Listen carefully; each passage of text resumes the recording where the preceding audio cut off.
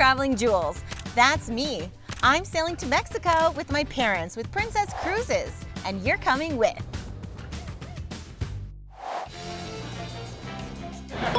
We are in Mazatlan. We are headed to Salsa y Salsa. We're gonna learn some salsa. We're gonna make some salsa. It's gonna be a salsa good time. Let's go. Hola, mama. Hola. Are you ready to dance? Depends on how much tequila is available. Anything's possible here in Mazatlan. We're gonna have fun. Got a margarita to start. I've got mom and dad here with me today. They're gonna love salsa of all kinds. Dad, you look really cute. You look cute in anything. I think that margarita's kicking in nicely. Conga line. So mom and dad have taken the challenge to go salsa dancing today. We're gonna learn how to make 5 different types of salsa. You find the ingredients, you do a little mashing, add a little spice, and voila. Dessert salsa.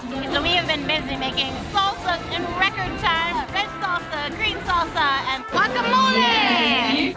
There's a lot of steps, but it's super easy. Anyone can do this. And lots of drinks as well. I kind of lost count already. Buen provecho.